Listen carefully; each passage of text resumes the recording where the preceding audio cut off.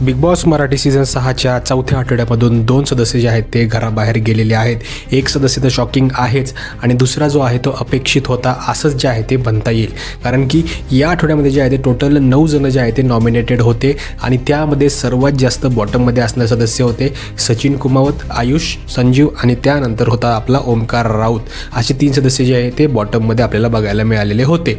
पण बिग बॉसच्या घरामध्ये मध्येच एक धमकी दिल्याचं प्रकरण जे आहे ते झालं. त्यामुळे आपल्या दिव्या शिंदे जे आहेत त्या घराबाहेर गेलेले आहेत. त्यामुळे एक इविक्शन तशा पद्धतीने करायचा प्रयत्न बिग बॉसच्या मेकर्सने केला आणि आज भाऊच्या धक्क्यावरून जे आहे ते आपला ओमकार राऊत जो आहे तो घराबाहेर गेलेला आहे अशी खबर आता संपूर्ण सोशल मीडियावर आणि ह्याच्यावर पसरलेली आहे. आणि ती गोष्ट खरी झालेली आहे की जो आपला ओमकार राऊत आहे पण तो घराबाहेर गेलेला आहे. आता तुमचं मत या संपूर्ण गोष्टीवर काय आहे? हे फेअर होतं, अनफेअर होतं, काय आहे संपूर्ण गोष्टीला नक्की कमेंट करून सांगा. कारण की आत्ता जो आपला हा ओमकार राऊत होता ना तो त्याचा गेम खेळायला चालू करत होता आणि आयुष जो आहे तो खूप जास्त शांतपणे तिकडे पडलेला होता. त्याला काही ना काहीतरी इंजुरी देखील आहे, त्यामुळे त्याला बेड रेस्ट द्यायचा देखील प्रयत्न बिग बॉसनी केला होता.